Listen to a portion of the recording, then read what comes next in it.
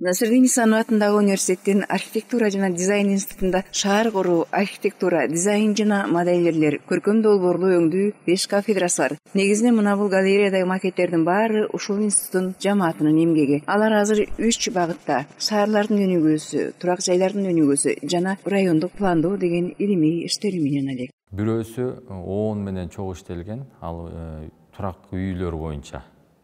Бишкек шаарынан 5 жыл массивдин ошо турак үйлөрүн анализ кылган бир илимий иш. Бирөөсү болсо Министерство образования аркылуу кеткен илимий иш, аякта болсо Госстрой керектүү мамлекеттик инстанциянын баары катышат аякка. Сейсмология, конструкторлор, архитекторлор, суу, ушунун баары чогуу иштелип чыккан. Үчүнчүсү болсо бүт шаарлардын Кыргызстан боюнча 50 населенный пункт бар, ошол шаарлардын өнүгүүсүн аныктоодо ушундай илимий иштер боюнча иш алып барат. Эң бияктан айтып кетчү нерсе, бизде маселенин баары ошо туура эмес башталгандан чыгат. Мисалы биз биринчи үй салып алып туруп, андан кийин долбоор чийдиребиз да. Ага чейин негизи долбоор чийдирип анан үй салсак, анда көп маселе жаралбайт болчу да. Ошондой эле шаардын өнүгүүсү деле. Если генплан жок шаар курулса, мына Бишкектин тегеретесине эле бир мисал келтирсек, бүт новостройка менен курулуп кеткен да. Ал эми убагында генплан жок болуп калган, ошонун себебинен пайда болгон нерселер. Ошон үчүн эмне үчүн районный планировка, андан кийин турак жай деп айтып кеткен, ошо өзүнүн иерархиясы бар, ошол иерархия менен кетчү нерселер да. Анан ошондо туура жакка чыгышыбыз мүмкүн. Анан кийинки биздин ошо ООН менен иштеп аткан проектте азыркы турак жайлардын состояниясы да. Анкета кылганбыз. Соц тармак аркылуу, мындай кагаз менен дагы. Ал анкетабыз болсо 18-19 пункттан турат. Каждый жыл массив өзүнүн оюн, жетпеген нерсесин, ушундай нерселерди аныктап беришкен да. Андан кийинки бөлүк болсо биз аны кантип өнүктүрөбүз, кандай маселелер бар. Мисалы эле АБСте Калыс Ордону эле айтсак, мусорный полигондун жанындагы. Анын жанында суунун бир пруд бар, аяка зона отдыха кылса болот. Мусорканы болсо азыр уже рекультивация кылып атат. Дүйнө жүзүндө болсо ал рекультивация кылып, аны кайра переработка кылыш керек да, аны кантип чечилет маселе. Вот ошонун баарын градостроительдер шаар куруу кафедрасында бүт баарын астыга аныктап, ошон жолду беришибиз керек да. Ошондой илимий иштерди ошондой туура жерлерге колдонуп, чогуу иштешип, көп нерселерди кылып атабыз. Эң негизгиси бияктан ООНдун долбоору менен ишке алып барып атабыз, иш кылып атабыз. Если ал ишке ашып кетсе, кийин ошо биз жиберген жетишпеген нерсенин баарын финансировать этип берет. Ошон үчүн биз колдон келишинче эмне жетпейт, эмне кылыш керек деп ошонун баарын айтып, ачык схемалардан көргөзүп беребиз да. Мен эмне үчүн да мусорный полигонго токтолгум келип атат. Европада прям шаардын так борборунда мындай мисал келтиргенде ушундай мусор переработка кылган заводдор бар. Эч зыяны жок эле. Ушундай долбоорлорду колдонсо болот. Жогоруда аталган маселелерди чечүүдө адистер жаңы конуштардагы жер комитети, көчө комитети менен чогуу иштеп, алардан керектүү маалыматтарды алышат. Конуштун тургундары менен жолугушууларды өткөрүп, көйгөйлөрүн чагылдырган анкета толтуруу аркылуу кийин курулуш иштеринде маселе жаралбагандай пландоо түзүлөт. Планы жок, шаар өнүгүш кыйын болуп калат, кийинки маселе көп жаратат. Мисалы Бишкекти эле алсак, кээ бир жерге жылуу суу жетпейт, кээ бир жерде канализация жок, анткени ал эсептелинген эмес. Ошондой да научный жумуштарыбыз бар, экинчи. Үчүнчү болсо ошо сизге айттым, үйлөр. Кыргыздын менталитети бар да. Биз кийин эле көндүк да этаж үйгө. Көбүнчө бизге жер үйгө, жерге жакыныраакпыз. Боз үй көчкөн эл болуу, көчмөн эл болгон үчүн. Жер үйдүн да түрлөрү бар. Блокированный, таунхаус деп, ушундай көп нерсе кылып, ошонун баарын анализ изилдеп. Шаардын өнүгүшү боюнча сиздердин сунуштар барбы? Сунуштар бар, эми бүт эле жерде андай вертикаль өнүгүүгө уруксат бере бербейт. Анткени биз Кыргызстан бүт эле жер мындай жер титирөө көп болот. Канча кабатка чейин бизде уруксат? 50, 30 кылса болот. анын баары финансоо маселеге. Анын өзүнүн баягы эрежелери бар да, расчет кылыш керек. Расчет кылып анын курганы келгенде себестоимостька акчага финансовый жагынан кымбат болуп кетсе, аны ким курат? Долбоорлорду мына буга чейин сиз көрүп кеткендей, бүт бул долбоордун баары көбүнчө бакалавр, магистратуранын балдары кылган жумуштар, дипломдуу жумуштар да. Мунун баарын ишке асырса болот. Аны өзүнүн эрежеси менен кылыш керек да баарын. Чынында эле курулуш конструкциялары, имараттар жана курулмалар кафедрасынын окутуучулары менен студенттери илимий иликтөөлөрдү жүргүзүп, түрдүү текшерүүдөн өткөргөн 30 кабаттуу үйдүн долбоору чийилип, эсеп кысабы чыгарылып даяр болгону менен анын чыгымдарын көтөрүп курууга азырынча эч ким дайыр элек. 30 этаждуу имарат полный даяр, могу катмарлар жердин астына кетет. 2 этаж парковкасы, анан инженерный отсек. Бул имараттын бийиктиги 112 метр, анан анысында технический этаж бар, анан эң асты болсо -3 этаж, анан фундаменттер менен -13 метр жердин астына. Курулуш конструкциялары, имараттар жана курулмалар кафедрасында эл аралык уюмдар сунуштаган программдык комплекстер менен иштешет. Адистердин айтуусунда ал аркылуу курулмаларды жана имараттарды информациялык моделдөөгө болот. Анын негизинде имараттарды, курулмаларды долбоорлоп, алардын бекемдигин аныкташат. Мисалга келтирип кетсек, BIM деген бул Lira же Revit же дагы башка продукталар бар. Эски CAD технология болсо, бул сызык жана катмар негизинде ушундай чиймелерди чийип, биз аны үй деп же башка бир нерсе деп түшүнө алабыз да. Бул эски технология, CAD технология, ошондуктан бул азыркы жаңы чыккан технология бул BIM-дин негизинде. Булар ушул имараттарды долбоорлогондон баштап эксплуатацияга бергенге чейин даярдап туруп беришет да. Мисал алып кетсек, ар бир конструкциянын бүт мүнөздөмөлөрү берилген, бунун каршылыктары, бунун бекемдиги. Мисалы бул жерде Лирада болсо, имаратты эсеп схемасы болот. Ошонун мисалы колонналарды, стержень катары, перекрытияларды же дуалдарды пластина катары көрсөтүп, ушуларга нагрузкаларын берип, кар болобу же жер титирөө болобу же шамал болобу, ошондой нагрузкаларды берип туруп, анан кийин ушундай численный эксперимент деп коет. Это получается эсеп эксперименти. Ушул программдык комплекстин ичинде эсептеп, ушул конструкциянын бекемдигин аныкташат балдар. Мисалы мындай кылып рабочий чертежторду алат. Бул жерде спецификациялар менен берилген, имараттын пландары, ар кандай көрүнүштөрү, кесилиштери берилет. Ушундай болуп экспертизаны өтүп, анан кийин ушунун негизинде курулуш башталат да. Ошол стадиянын баары долбоорлоодон баштап, лабораториялык экспертизадан өткөрүп, ушул программалардын ичинде эсептеп чыгарып, анан кийин биз курулуш компанияларга өткөрүп берилет. Анан ошондон кийин курулуш башталат да. Бул лаборатория, тиги эски лабораториядан айырмаланып, бул жерде жалаң компьютердик программалар менен иштейт балдар. Ошону үйрөтөбүз.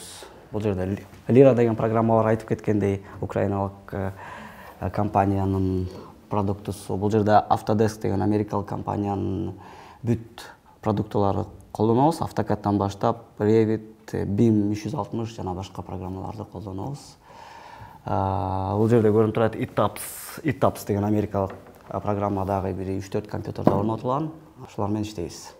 Университеттин илимге чуңуп эмгектеген дагы бир жамааты геодезия жана геоинформатика кафедрасы. Анда 15 адамдан турган окутуучулар курамы бакалаврлар менен магистрларды даярдашат. Окумуштуулар эл аралык уюмдар менен тыгыз кызматташкандыктан аталган кафедра заманбап материалдык техникалык жабдуулар менен толук камсыз болгон. Мисалга алсак, бул жерде көп жыштыктуу GNSS кабылдагыч деп коет. Бул геодезиялык курал, спутник жандооштордун жардамы менен биз жер бетиндеги каалаган жерден ар бир чекиттин ордун миллиметрлик, бир нече 2-3-4-5 миллиметрлик тактык менен бир 4-5 секундтун ичинде аныктай алабыз. Бул абдан жакшы заманбап жабдуу. Анан бул жакта эми курулуш, биз куруучуларды даярдайбыз. Аларды даярдаш үчүн ар кандай эмелер бар. Нивелир, теодолит, тахиометр деген куралдарды пайдаланып окутабыз студенттерди. Ал эми бул болсо азыркы эң жаңы ушу жабдуулардын бири геодезия электрондук тахеометр деп аталат. Муну биз дагы мындан башка да бир нечеси бар. Муну болсо эң жаңысы бул биздин университет өз каражаты менен алып берген муну. Буну былтыр университет биздин кафедра үчүн алып берди. Абдан жаңы, абдан да күчтүү заманбап курал. Андан кийин азыр эми бизде геодезияда талаа жумуштарында башты жартысы 50-60% азыр бизде спутниктердин же жандооштордун жардамы менен аткарыла баштады. Жанагы дрондордун жардамы менен. Мисалы үчүн биз азыр могул дрондордун жардамы менен биз студенттерди окутабыз. Жана өзүбүздүн илимий иштерди ушуларды колдонуп аткарабыз. Бул жерде биздин бир нече биздин иш кылган иштерибиз бар. Мисалы үчүн биздин кафедрада биздин кафедранын илимпоздору жана магистр аспиранттары могул сыяктуу журналдарга азыр биз 9 ишибиз, мындай макалаларыбыз Scopus Web of Science деген журналдарга чыкты. Могул сыяктуу эл аралык журналдарга чыкты. Илимий иштерибиз да. Булар англис тилинде. Англис тилинде бар, азыр дагы бир нечеси орус тилинде да чыгат. Биздики көбүнчө англис тилинде эл аралык журналдарга чыкканда, Scopus Web of Science базасындагы журналдарга. Ошол илимий иштерди аткарганга мына GPS-дардын, лазерный өлчөгүчтөрдүн түрлөрү бар. Мына монун баары GPS кабылдагыч деп коет.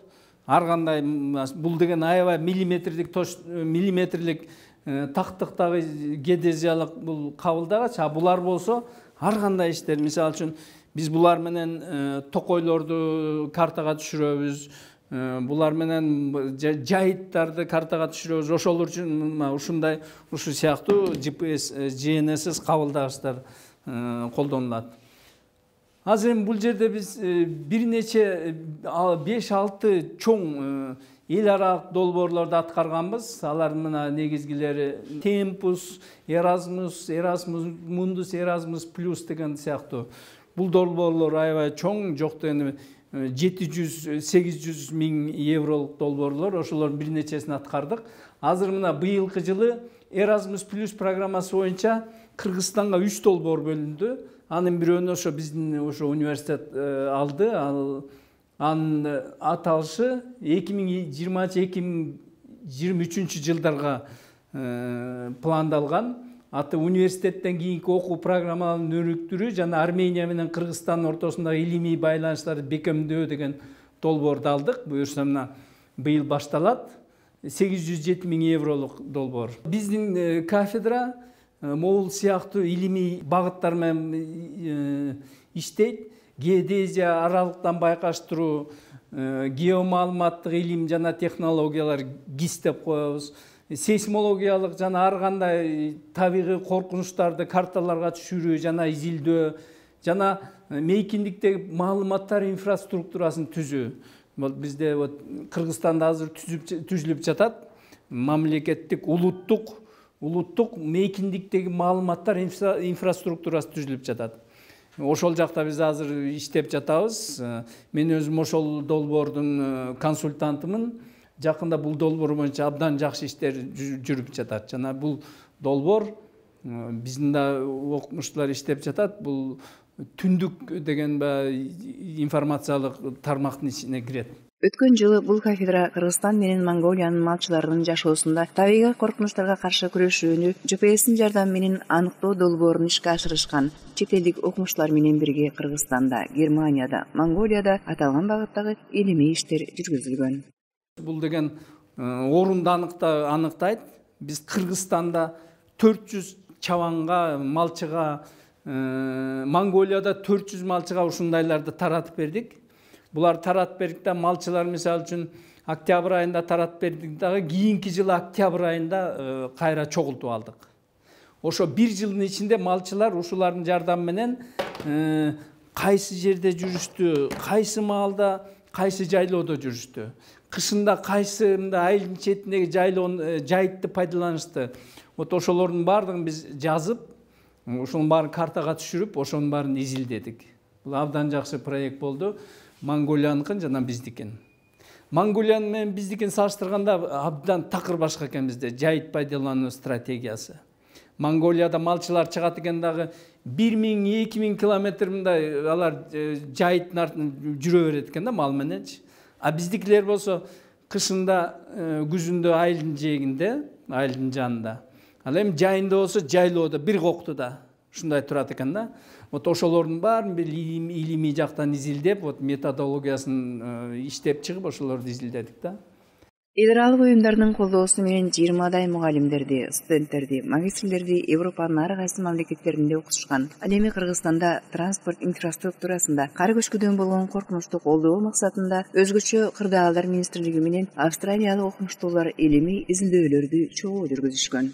Бишкек Ош жолундагы бардык кар көчкүдө коркунучу бар жолдун бөлүктөрүнүн баарын картага түшүрдүк. Мурдалар жалаң кагаз түрүндө карта менен иштешкен экен.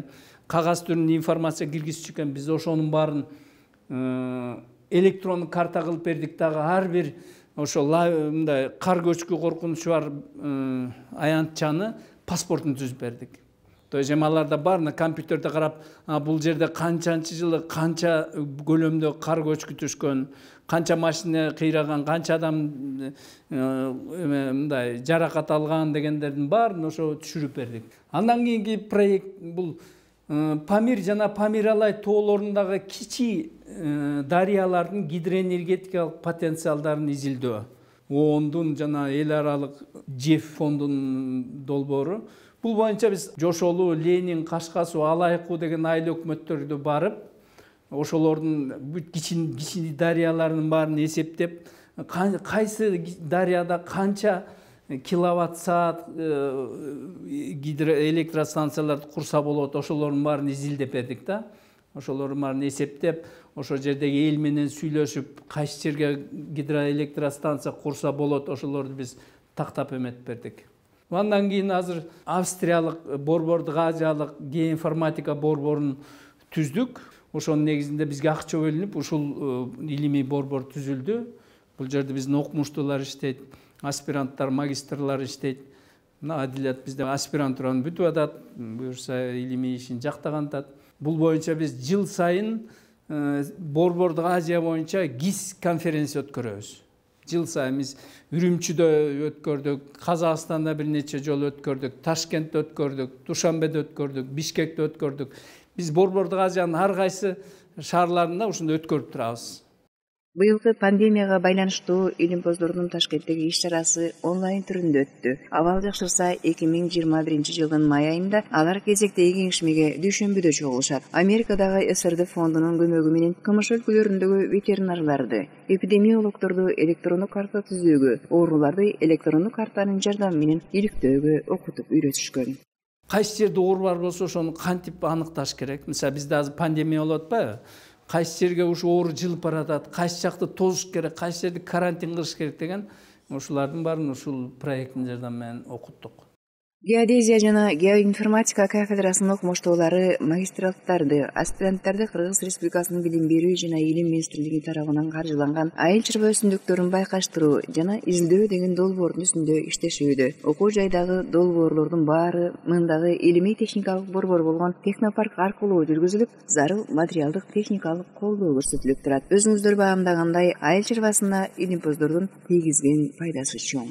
Жердин жандоошторунун сүрөттөрүнүн жардамы менен изилдеп атабыз жана дрондордун жардамы менен ошолор сүрөткө тартып, ошол өсүмдүктөрдүн өсүшү абалын дагы ошо менен изилдеп жатабыз. Ошентип университеттеги ар бир окумуштуу өлкөсүнө өз салымын кошууну максат кылып, өздөрүнө тиешелүү илимий иштери менен алек. Кийинки көрсөтүүлөрүбүздө Кыргызстандын карызын кантип төлөөнүн үстүндө эмгектенген окумуштуу Станбек Асановдун илимий табылгалары тууралуу сөз болмокчу.